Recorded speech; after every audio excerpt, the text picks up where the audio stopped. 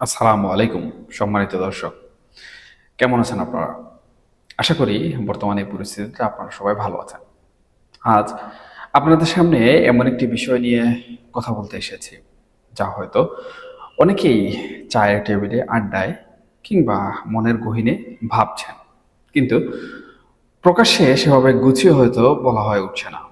রাজনীতি, কূটনীতি আর রাষ্ট্র পরিচালনার যে অলিগলি, সেখানে কিছু অলিখিত নিয়ম থাকে। ইতিহাসের পাতাগুলো যদি আমরা একটু মনোযোগ দিয়ে উল্টে দেখি, তাহলে একটি অমোঘ সত্য কিন্তু আমাদের সামনে বারবার আয়নার মতো ভেসে ওঠে। আর তা হলো, পৃথিবীর ইতিহাসে যে সরকার বা যে শাসক নিজের দেশের আপামর জনসাধারণের শক্তির চেয়ে, তাদের ভালোবাসার চেয়ে বিদেশের কোনো পরাশক্তির ইশারা বা আশীর্বাদের উপর বেশি নির্ভর করেছে, দিন শেষে তাদের পতন হয়েছে সবচেয়ে করুণ, সবচেয়ে মর্মান্তিকভাবে। দর্শক, একটু ভেবে দেখুন তো, সেই নবাব সিরাজউদ্দৌলার আমলের কথা। মির্জাফর যখন ভেবেছিল লর্ড ক্লাইভের হাত ধরে ভিনদেশি শক্তির উপর ভর করে সে বাংলার মসনদে স্থায়ী হবে, তখন তার পরিণতি কি হয়েছিল? ইতিহাস কিন্তু তাকে ক্ষমা করেনি। আর ওই ব্রিটিশরাও কিন্তু তাকে শেষ পর্যন্ত সম্মান দেয়নি। কিংবা যদি আরেকটু আধুনিক ইতিহাসের দিকে তাকাই, গত শতাব্দীর 70 দশকের দক্ষিণ ভিয়েতনামের কথা ভাবুন, কিংবা হালের আফগানিস্তানের আশরাফ গনি সরকারের কথা একটু স্মরণ করুন। সুপ্রিয় দর্শক, পরাশক্তিরা আমরা দেখেছি তাদেরকে রীতিমতো কুলে পিঠে করে কিন্তু ক্ষমতায় বসেছিল। তাদের সেনাবাহিনী গড়ে দিয়েছিল, বিলিয়ন বিলিয়ন ডলার সেখানে ঢেলেছিল। কিন্তু যখন সেই দেশের সাধারণ মানুষ ফুঁসে উঠল, যখন জনরোষের দাবানল চারিদিকে ছড়িয়ে পড়ল, তখন সেই পরাশক্তি কিন্তু তাদের পুতুলদের রক্ষা করতে এগিয়ে আসেনি। রাতের অন্ধকারে অত্যন্ত গোপনীয়তার সাথে হেলিকপ্টারে করে সেই পরাশক্তিকে লেজ গুটিয়ে কিন্তু পালাতে হয়েছিল। এই যে একটা নির্মম ঐতিহাসিক সত্য, এই সত্যটা আজ আমাদের প্রিয় মাতৃভূমি বাংলাদেশের বর্তমান রাজনৈতিক প্রেক্ষাপটে কিন্তু বড্ড বেশি, আমি মনে করছি, প্রাসঙ্গিক হয়ে উঠেছে। আজকে যে বর্তমান বাস্তবতা, আপনারা যদি অল্প একটু খোলা চোখে একটু গভীরভাবে বিষয়টা পর্যবেক্ষণ করেন, তাহলে বুঝতে পারবেন যে বর্তমান বিএনপি সরকার যেন ঠিক সেই একই ভুল পথে, একই চূড়াবালিতে পা বাড়িয়েছে। তারা একটা পরিবর্তনের কথা বলে, একটা গণ অভ্যুত্থানের আবহে হয়তো ক্ষমতার মসনদে বসেছে ঠিকই, কিন্তু তাদের এই ক্ষমতার খুঁটিটা আসলে কোথায় পোতা? এই দেশের খেটে খাওয়া মানুষের হৃদয়ে, নাকি 7 সমুদ্র 13 নদীর অপারে থাকা কোনো পরাশক্তির ড্রয়িং রুমে? দর্শক, দেখুন, একটা সরকার যখন বিদেশি কোনো পরাশক্তির অলিখিত দাসত্ব গ্রহণ করে, তখন কিন্তু তাদের আর নিজেদের বলতে, নিজেদের সক্রিয়তা বলতে কিছু অবশিষ্ট থাকে না। তাদের সকাল শুরু হয় ওই পরাশক্তির রাষ্ট্রদূতের হাসি মুখ দেখে, আর রাত কাটে তাদের দেওয়া প্রেসক্রিপশন মেলাতে মেলাতে। তারা সারাক্ষণ এই একটা অদ্ভুত মানসিক চাপে ব্যস্ত থাকে যে কিভাবে তাদের ওই বিদেশি প্রভুকে খুশি রাখা যায়। আর এই প্রভুকে খুশি রাখার যে ইঁদুর দৌড়, সেই প্রতিযোগিতায় সবচেয়ে বেশি উপেক্ষিত হয় কারা?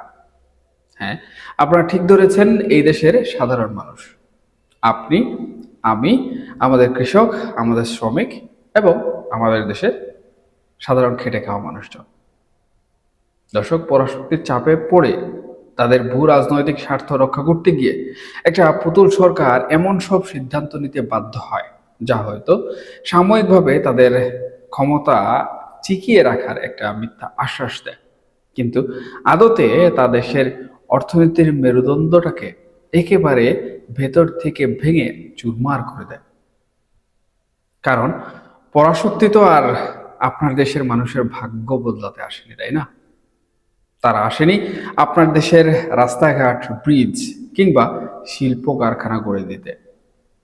তারা মূলত এসেছে তাদের নিজেদের ফায়দা লুটতে, তাদের পণ্যের বাজার তৈরি করতে, তাদের কৌশলগত যে অবস্থান সেই অবস্থানটুকু এখানে শক্ত করতে। আর এই ফায়দা লুটতে গিয়ে দেশের মানুষের মৌলিক যে অধিকারগুলো রয়েছে সেই অধিকারগুলো একে একে ভুলুণ্ঠিত হতে থাকে।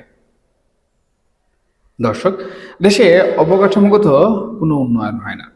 নিত্য প্রয়োজনীয় জিনিসের দাম মানুষের নাগালের কিন্তু বাইরে চলে যায়। কর্মসংস্থানগুলো বন্ধ হয়ে যায়। আর দেশের অর্থনৈতিক মুক্তির যে স্বপ্ন তা একে গভীর অন্ধকারে তলিয়ে যায়। এখন একটা খুব সাধারণ প্রশ্ন জাগে মনে, এদেশের মানুষ কি অনন্তকাল এই বঞ্চনা, এই বিদেশি দাসত্ব বুঝে মেনে নেবে? বাঙালি জাতির ইতিহাস কিন্তু তা বলে না। এই জাতি অধিকার আদায় করতে জানে। যখন পেটে টান পড়ে, যখন মানুষ নিজের চোখে দেখে যে তাদের ঘামের টাকায় কেনা স্বাধীনতা, তাদের আত্মমর্যাদা অন্য কারো কাছে বন্ধক দেওয়া হচ্ছে, তখন মানুষের কিন্তু কোনোভাবেই ঘরে বসে থাকে না। তখন মানুষ রাস্তায় নামে, তখন তৈরি হয় এক বাঁধভাঙা জনরোষ। আর ঠিক এই জায়গাতেই শুরু হয় একটা পুতুল বা আজ্ঞাবহ সরকারের সব থেকে বড় এবং আসল সংকট। বর্তমান বিএনপি সরকারের দিকে তাকালেই আপনি ভবিষ্যতের সেই অনিবার্য চিত্রটা কিন্তু খুব পরিষ্কার দেখতে পাবেন। তারা কিন্তু ভেতরে ভেতরে খুব ভালো করেই জানে যে জনসমর্থনের অভাবে তাদের পায়ের তলার মাটি কতটা নড়বড়ে বর্তমান সময়ে। যখন সাধারণ মানুষ তাদের বেঁচে থাকার ন্যূনতম অধিকারের দাবিতে, গ্যাস বিদ্যুতের দাবিতে, কিংবা একটু শান্তিতে খেয়ে পড়ে বাঁচার দাবিতে সোচ্চার হবে, তখন এই বিএনপি সরকারকে কিন্তু টিকে থাকার জন্য সেই পুরনো ব্যর্থ দমন পীড়নের পথই আমি মনে করি সবার আগে বেছে নিতে হবে। তারা হয়তো ভাববে পুলিশ বা আইন শৃঙ্খলা রক্ষাকারী বাহিনী লেলিয়ে দিয়ে, ভয়ভীতি দেখিয়ে মানুষের কণ্ঠ রোধ করে ফেলবে। কিন্তু এখানেই হচ্ছে রাজনীতির সবচেয়ে বড় হিসেবের ভুল। দর্শক, একটা দুর্বল এবং জনবিচ্ছিন্ন সরকার যখন কঠোর হওয়ার অভিনয় করে, তখন সেটা মানুষের কাছে শুধু হাস্যকরই হয় না, বরং তা মানুষের বুকের ভেতরের ক্ষোভের আগুনে রীতিমতো ঘি ঢালার মতো কাজ করে। মানুষ তখন বুঝে ফেলে যে এরা শুধু বিদেশি প্রভুর আজ্ঞাবহ দাসই নয়, এরা চরম পর্যায়ের ক্ষমতালোভী এবং নির্মম। আর এই ক্ষমতালোভী ও অত্যাচারী তকমাটা একবার কোনো সরকারের গায়ে সেটে গেলে তাদের পতন কিন্তু স্রেফ সময়ের ব্যাপার হয়ে দাঁড়ায়। তখন কিন্তু ওই বিদেশি পরাশক্তিও দূর থেকে হিসাব কষতে বসে। তারা ভাবে এই অজনপ্রিয় এবং ব্যর্থ সরকারকে আর সমর্থন দিয়ে তাদের নিজেদের কোনো লাভ আছে কিনা। যখন তারা দেখে যে এই ঘোড়া আর রেস জিততে পারবে না, তখন তারা ঠিকই নতুন গুটি খুঁজে আর পুরনো পুতুলটাকে ছুঁড়ে ফেলে দেয় ইতিহাসের আস্থা করে। এটাই বাস্তবতা, এটাই সত্যি। আর শুধু দর্শক, ঠিক এই জায়গাটিতেই চলে আসে আমাদের বাংলাদেশের রাজনীতির, আমি মনে করি, আরেকটি বিশাল এবং সবচেয়ে গুরুত্বপূর্ণ এবং চমকপ্রদ অধ্যায়। এই যে চারপাশের এত অস্থিরতা, এত হিসেব নিকেশ, এত বিদেশি আনাগোনা, এর মধ্যে পতিত বলে অনেকেই যাকে আজ তাচ্ছিল্য করছেন, সেই বাংলাদেশ আওয়ামী লীগ কিন্তু কোনোভাবে বসেনি। আপনারা যদি একটু গভীর রাজনৈতিক প্রজ্ঞার জায়গা থেকে চিন্তা করেন, তাহলে দেখবেন আওয়ামী লীগ প্রকৃতপক্ষে কিন্তু কোনো ভুঁইফুড়ে দল নয়। এটি হচ্ছে এই বাংলার মাটির সাথে, এই দেশের কাদা জলের সাথে, এদেশের মানুষের নাড়ির সাথে অত্যন্ত গভীরভাবে জড়িয়ে থাকা একটি ঐতিহ্যবাহী বড় রাজনৈতিক দল। তারা কিন্তু ইতিহাসের এই উত্থান পতনের খেলা, এই পুনরাবৃত্তি খুব ভালো করেই বুঝে। তারা খুব শান্ত, খুব ঠান্ডা মাথায় পরিস্থিতির উপর বর্তমান সময়ে নজর রাখছে এবং অপেক্ষা করছে। কিন্তু প্রশ্ন আসতে পারে কেন? কারণ আওয়ামী লীগ খুব ভালো করেই জানে যে আমেরিকার মতো পরাশক্তির কাছে নতি স্বীকার করে দেশের গ্যাস, বিদ্যুৎ, বন্দর আর ভৌগোলিক স্বার্থ বিকিয়ে দিয়ে বিএনপি খুব বেশি দিন এই ক্ষমতা ধরে রাখতে পারবে না। এটা একটা অসম্ভব ব্যাপার। যখন সরকার রাষ্ট্র পরিচালনায় পুরোপুরি অচল হয়ে পড়বে, যখন প্রশাসন ভেঙে পড়বে, যখন মানুষের জীবনের কোনো নিরাপত্তা থাকবে না, যখন দেশের উন্নয়ন পুরোপুরি মুখ থুবড়ে পড়বে আর সাধারণ মানুষ খুবই ফুঁসতে থাকবে, ঠিক তখন কিন্তু এদেশের মানুষের চোখের সামনে মোহ বা বিভ্রান্তির পর্দাটা সরে যাবে। মানুষ তখন স্বভাবতই অতীত এবং বর্তমানের তুলনা করতে শুরু করবে। সুপ্রিয় দর্শক, মানুষ কিন্তু তখন নিজের অজান্তেই ভাববে, এর চেয়ে তো ওই সময়টাই ঢের ভালো ছিল, যখন অন্ততপক্ষে আমাদের নিজস্ব একটা আত্মমর্যাদা ছিল, যখন বিশ্ব ব্যাংকের মতো পরাক্রমশালী সংস্থাকে লাল কার্ড দেখিয়ে তাদের রক্তচক্ষুকে উপেক্ষা করে আমরা আমাদের নিজেদের টাকায় বুকের পাটা ফুলিয়ে পদ্মা সেতু নির্মাণ করেছিলাম। মানুষ তখন স্মরণ করবে সেই দিনগুলোর কথা, যখন দেশের প্রত্যন্ত অঞ্চলে বিদ্যুতের আলো পৌঁছেছিল, যখন মেট্রো রেলের মতো মেগা প্রকল্পগুলো বিদেশি চোখ রাঙানি অপেক্ষা করে দেশের মানুষের স্বার্থকে বড় করে দেখে বাস্তবায়ন করা হয়েছিল। আর আওয়ামী লীগ ঠিক এই গণজাগরণ আর সুযোগটারই বর্তমান সময়ে অপেক্ষায় আছে। সুপ্রিয় দর্শক, তারা কিন্তু খুব ভালো করে জানে দাসত্বের শৃঙ্খল যত ভারী হবে, পরাশক্তির চাপ তত বাড়বে, এদেশের মানুষের মুক্তি পাওয়ার আকাঙ্ক্ষাও তত বেশি তীব্র হবে। কারণ বাঙালি পরাধীনতা মেনে নেওয়ার জাতি নয়। আর এই তীব্র আকাঙ্ক্ষাই মানুষের এই পুঞ্জীভূত খুবই আওয়ামী লীগকে আবার ফিনিক্স পাখির মতো ভস্ম থেকে উড়ে এসে ক্ষমতায় যাওয়ার একটা বিশাল প্রশস্ত রাস্তা তৈরি করে দেবে। দেখুন দর্শক, রাজনীতিতে আসলে কেউ চিরকালের জন্য পরাজিত থাকে না। বিশেষ করে যে দলের শেকড় এই বাংলার মাটির এত গভীরে গ্রথিত, তারা শুধু সঠিক সময়ের অপেক্ষা করে। বিএনপি আজ বর্তমান সময়ে যেভাবে ক্ষমতায় টিকে থাকার অন্ধ মোহে বিদেশি প্রভুর সন্তুষ্টির আশায় নিজেদের পাতা ফাঁদে নিজেরাই জড়িয়ে পড়ছে, দেশের আপামর জনসাধারণের সাথে যে যুজন যুজন দূরত্ব তৈরি করছে, সেটাই কিন্তু শেষ পর্যন্ত আওয়ামী লীগের রাজনৈতিক পুনরুত্থানের সবচেয়ে বড় এবং মোক্ষম একটি হাতিয়ার হয়ে উঠবে। সুপ্রিয় দর্শক, পরিশেষে আমি একটা কথাই বলতে চাই, রাজনীতি আসলে একটা বিশাল এবং জটিল দাবার বোর্ড। এখানে আজকে যে কিস্তিমাত করছে বলে আত্মহংকারে উল্লাস করছে, কাল সকালে পরিবর্তিত পরিস্থিতিতে সে নিজেই হয়তো চেকমেট হয়ে যেতে পারে। এটাই বাস্তবতা। পরাশক্তির ছায়াতলে থেকে তাদের ক্রিয়ানক হয়ে ক্ষমতা হয়তো কিছুদিন জাঁকজমকের সাথে ভোগ করা যায়, কিন্তু ইতিহাস সাক্ষী কোনো পরাশক্তি কখনো কোনো স্বাধীন দেশের মানুষকে তাদের ইচ্ছার বিরুদ্ধে গিয়ে চিরকাল কিন্তু কখনোই দাপিয়ে রাখতে পারে না।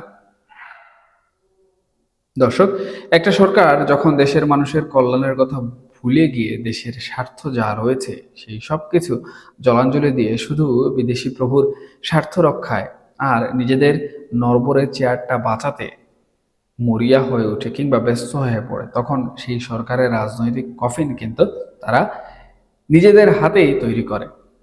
আমরা হয়তো এখন সেই কফিনের শেষ পেরেক ঠোকার একটা ঐতিহাসিক দৃশ্য দেখার জন্য অপেক্ষায় আছি। আজকে আর কথা বাড়াবো না। আপনারা সবাই এই আলোচনা প্রসঙ্গে আপনাদের যার যা মন্তব্য রয়েছে সেই মন্তব্যগুলো অবশ্যই কমেন্ট সেকশনে জানাবেন। তবে হ্যাঁ, এই যে সময়কাল, এই সময়কালটা কিন্তু এখানে অনেক গুরুত্বপূর্ণ। কারণ রাজনীতিতে যেমন পরিবর্তন খুব দ্রুত হয়, কিন্তু সেই পরিবর্তনের সময়কালটা আসলে অনেকটাই স্লো পয়জনের মতো কাজ করে। কারণ মানুষ একদিনেই কিন্তু কখনোই কোনো কিছু জয় করতে পারে না, অথবা একটি রাজনৈতিক দল কখনো চাইলেই কিন্তু একদিনের মধ্যে গণ আন্দোলন তৈরি করতে পারে না। এটা একটা প্রাকৃতিক নিয়ম এবং এটা ধীরে ধীরে সময়ের সাথে বড় হতে থাকে। সুতরাং এখানে সময়, ধৈর্য এবং শ্রম অনেক গুরুত্বপূর্ণ একটি বিষয়। যেটা পতিত আওয়ামী লীগের জন্য প্রযোজ্য, যেটা বর্তমান বিএনপি সরকারের জন্য প্রযোজ্য, আবার এটাই পরাশক্তিদের জন্য, তাদের স্বার্থ হাসিলের জন্য প্রযোজ্য। সুতরাং এখানে সময়ের মূল্য অবশ্যই সময় মতো দিতে হবে। অসময়ে গিয়ে সময়ের কাজ করার চেষ্টা করলে সেটা কিন্তু কারো জন্যই কাজে দেবে না, বরঞ্চ উল্টো বুমেরাং হয়ে তার নিজের দিকেই ফিরে আসবে। সবাই ভালো থাকবেন, সুস্থ থাকবেন। আর হ্যাঁ, অবশ্যই অবশ্যই দেশের বর্তমান পরিস্থিতি নিয়ে, দেশের ভূ রাজনীতি এবং অভ্যন্তরীণ রাজনীতি নিয়ে চিন্তা করার চেষ্টা করবেন। দেখবেন অনেক হিসেবে আপনারা নিজে নিজে কিন্তু মিলিয়ে ফেলবেন। আল্লাহ হাফেজ। তবে হ্যাঁ, এই প্রসঙ্গে একটি চমৎকার আন্তর্জাতিক ঘটনার কথা না বললেই নয়। আপনারা হয়তো অনেকেই এই বিষয়টি জানেন। ডোনাল্ড ট্রাম্প যখন প্রথমবার আমেরিকার প্রেসিডেন্ট নির্বাচিত হয়েছিলেন, তখন মেক্সিকো সীমান্ত দিয়ে অবৈধ অভিবাসীদের ঢল ঠেকাতে তিনিও অদ্ভুত সব পরিকল্পনা করেছিলেন। একবার আমেরিকার মিডিয়াতে খবর বেরিয়েছিল যে ট্রাম্প নাকি তার উপদেষ্টাদের বলেছিলেন মেক্সিকো সীমান্তে একটি বিশাল পরীক্ষা খনন করতে, আর সেই পরীক্ষার পানিতে বিষধর সাপ এবং এলিগেটর বা কুমির জাতীয় প্রাণী ছেড়ে দিতে। তখন এই খবর নিয়ে আমেরিকা সহ সারা বিশ্বে রীতিমতো কিন্তু হাসাহাসি এবং তুমুল সমালোচনা হয়েছে। পরে যখন গণমাধ্যমের পক্ষ থেকে ট্রাম্পকে সরাসরি এই বিষয়ে জিজ্ঞেস করা হয়, তখন তিনি নিজেই কিন্তু একটু বিব্রত হয়ে এই খবরটিকে ফেক নিউজ বলে উড়িয়ে দিয়েছিলেন। এবং সে সময় তিনি বলেছিলেন, সীমান্ত রক্ষার বিষয়ে আমি কঠোর হতে পারি, কিন্তু ভাই, আমি এতটা কঠোরও নই। ভেবে দেখুন, ডোনাল্ড ট্রাম্পের মতো একজন কঠোরপন্থী এবং অনেক ক্ষেত্রে খামখেয়ালি নেতাও যে পরিকল্পনাটিকে অতিরিক্ত চরমপন্থী এবং পাগলামি বলে অস্বীকার করেছিলেন, ভারত আজকে সেই পরিকল্পনাটিকেই বাস্তবে রূপ দেওয়ার কথা ভাবছে। এটা আমাদের জন্য কতটা বিস্ময়ের ব্যাপার তা নিশ্চয়ই আর আপনাদেরকে বুঝিয়ে বলার অপেক্ষা রাখে না। সুপ্রিয় দর্শক, আমরা জানি না আসলে শেষ পর্যন্ত ভারত এই আত্মঘাতী এবং অমানবিক পদক্ষেপ সত্যি গ্রহণ করবে কিনা। হয়তো আন্তর্জাতিক চাপের মুখে, কিংবা পরিবেশবাদীদের প্রতিরোধের কারণে, অথবা স্রেফ এর অবাস্তবতার কথা চিন্তা করে তারা এই পরিকল্পনা থেকে পিছিয়ে আসবে। কিন্তু আসল ভয়ের জায়গাটা অন্যখানে। ভয়ের জায়গাটা হলো তাদের মানসিকতায়। একটি দেশের নীতি নির্ধারকদের মাথায়, একটি দেশের সীমান্তরক্ষী বাহিনীর কর্তা ব্যক্তিদের মাথায় প্রতিবেশী রাষ্ট্রের বা নাগরিকদের বিরুদ্ধে এমন একটি বীভৎস চিন্তা আসে কি করে? এই চিন্তার উৎপত্তি যেখান থেকে হয়েছে, সেই জায়গাটার পরিবর্তন না হলে কাঁটাতারের বদলে তারা হয়তো আগামীতে আরো ভয়ঙ্কর কোনো ফাঁদ এখানে তৈরি করতে পারে। দেখুন, আন্তর্জাতিক সম্পর্ক সবসময় কিন্তু পারস্পরিক সম্মান এবং আস্থার উপর দাঁড়িয়ে থাকে। ভারত আমাদের নিকটতম প্রতিবেশী। আমাদের মহান মুক্তিযুদ্ধে তাদের অবদান আমরা সবসময় কিন্তু কৃতজ্ঞতার সাথে স্মরণ করে থাকি। কিন্তু বন্ধুত্বের মানে এই নয় যে সীমান্তে পাখির মতো মানুষ মারা হবে আর আমরা চুপ থাকব। বন্ধুত্বের মানে এই নয় যে একতরফা ভাবে তারা আমাদের দিকে বিষধর সাপ লেলিয়ে দেওয়ার পরিকল্পনা করবে আর আমরা সেটা মেনে নেব। একটি স্বাধীন ও সার্বভৌম রাষ্ট্র হিসেবে আমাদের অবশ্যই এর কড়া প্রতিবাদ জানাতে হবে। আন্তর্জাতিক ফোরামগুলোতে এই অমানবিক পরিকল্পনার কথা তুলে ধরতে হবে। বিশ্ববাসীকে আসলে জানাতে হবে, বিশ্বের সর্ববৃহৎ গণতান্ত্রিক দেশ বলে দাবি করা একটি রাষ্ট্র তার সীমান্তে কি ধরনের মধ্যযুগীয় বর্বরতা চালানোর পায়তারা নিয়ে ব্লুপ্রিন্ট ঘষছে। সবশেষে একটা কথাই বলবো, কাঁটাতার দিয়ে হয়তো মাটি ভাগ করা যায়, কিন্তু নদী, আকাশ বা প্রকৃতির ভাগ করা যায় না। নদীর জলে কুমির ছেড়ে দিয়ে বা জঙ্গলে সাপ ছেড়ে দিয়ে কোনো দেশের সীমানায় কিন্তু চিরকাল সুরক্ষিত রাখা সম্ভব নয়। মানুষের প্রতি মানুষের সম্মান, মানবিকতা এবং ন্যায্যতার ভিত্তিতেই কেবল আমি মনে করি একটি শান্তিপূর্ণ সীমান্ত গড়ে তোলা সম্ভব। ভারতের নীতি নির্ধারকদের এই সহজ সত্যটা যত তাড়াতাড়ি উপলব্ধি হবে, ততই আমি মনে করি দুই দেশের সাধারণ মানুষের জন্য মঙ্গল। দর্শক, আলোচনা এখানেই শেষ করতে হচ্ছে। আলোচনা অনেক দীর্ঘ হয়ে গেছে। এই বিষয়টি নিয়ে বা এই আলোচনা প্রসঙ্গে আপনাদের যে মন্তব্য রয়েছে অথবা আপনাদের যে মতামত রয়েছে সেটা সম্পূর্ণ শুনে অবশ্যই কমেন্ট বক্সে জানাতে ভুলবেন না। কারণ আপনাদের কমেন্ট আমার জন্য অনেক মূল্যবান। আমি সেখান থেকে শিক্ষা অর্জন করি। সবাই ভালো থাকবেন, সুস্থ থাকবেন এবং অবশ্যই নিরাপদে থাকবেন। আল্লাহ হাফিজ।